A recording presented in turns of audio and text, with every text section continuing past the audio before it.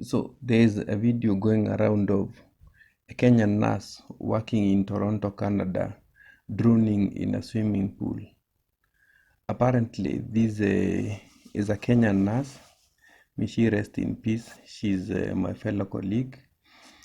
She was having fun in a swimming pool, and she was doing a live recording to interact with her audience as she was having fun in a swimming pool.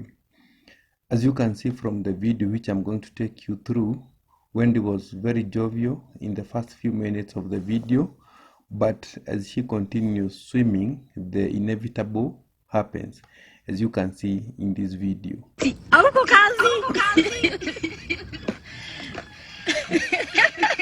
Na enjoy. So look at the joy. She has already set her phone. She's recording. She's dived into the water. As you can see, she's not a very experienced swimmer because apparently her legs are not moving. Her hands are pulling the water backwards, and as you can see, she's already exhausted. A few distance and she's exhausted. No energy, no air, so she can't swim any longer. And you know, we Africans are said that we are not very good in swimming, as you can see with Wendy. So she's in the pool, she jumps in again. Look at the distance that she's going to swim. A very short distance, about 10 to 20 seconds, and then she has run out of oxygen. You can also notice that she's swimming on the shallow end of the swimming pool.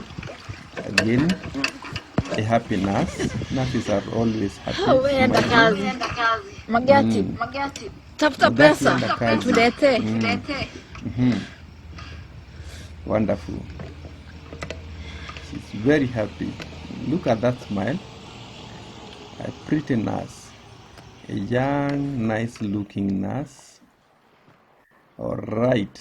She's jumping in again with a lot of energy. Now she's heading into the deep end of the pool. Remember the deep end of the pool. Some pools in Kenya, we have up to 8 to 12 foot deep. She's going into the deep end, further deep, and she's not a good swimmer. As you can see now, she's running out of energy. She's trying to raise her head out of water to take some breath. First attempt. She's not very successful in taking a good breath. Boops! Wendy is drowning. Wendy can no longer balance her body in the water. She has started panicking. You know, when you are in water and you start panicking, you lose your balance, especially when you are drowning, you become confused. Now Wendy is confused. She can no longer hold her body on the water. Remember, to hold your body on the water, you need to inhale a lot of air so that you fill your lungs with air. When your lungs are filled with air, you can float on water automatically. When you feel, oops, she's drowning, she's calling for help. And notice there's nobody else around that pool. You can see empty seats on that far end. What you are seeing floating on the very far end is a floating ball, what we call floater. So Wendy is drowning. We are on the 3rd minute. So she has been drowning for about 1 minute. And remember, if you stay in water or in any area for 3 minutes without oxygen, you start developing what we call medical hypoxia, lack of oxygen in tissues. So Wendy is really drowning. You can see, instead of going to the edge of the pool, she's going further deep in the water. No help. As you can see, what you are seeing on the right of your screen, on the right hand on your right hand, is a metal bar that you use to get into the water.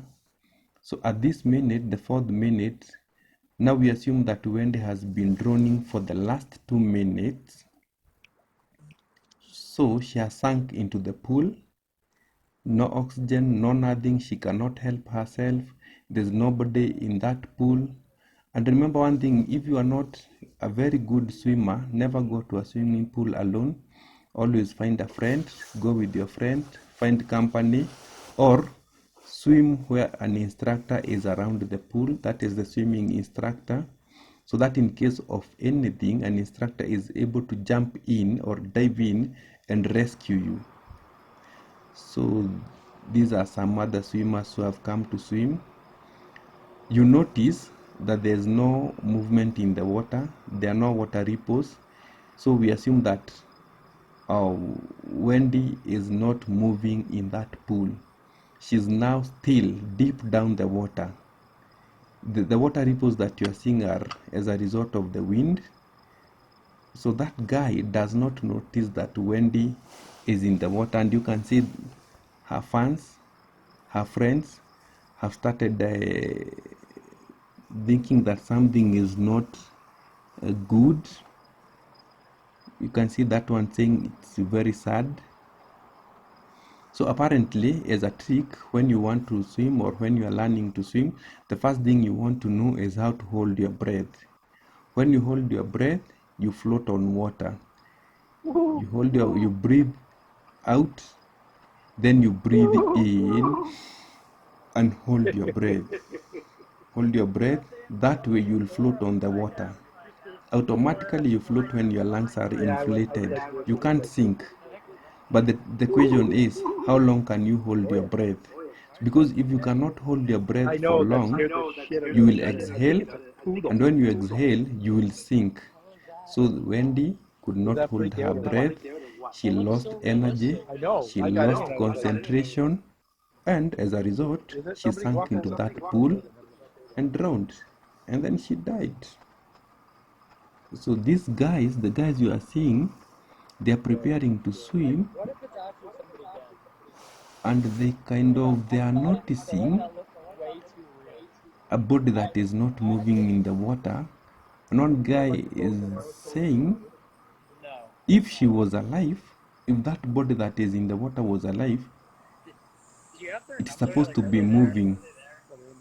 That guy notices that that body has been in water for too long without movement. So I think at this point they are contemplating of taking an action. So apparently, when you are not good in swimming, never go into a swimming pool or a river alone. Always go in company of your friends or find an instructor. Learn the basics of swimming. There are a lot of basic lessons on how to swim on YouTube. Go through them, practice, practice, practice until you are confident enough of swimming or of floating on water. That is when you can go into the deep end of the swimming pool. Otherwise, you risk drowning. To this fallen hero, to this fallen nurse, may her soul rest in peace. She is my colleague. May she rest in peace. We've really lost a hero.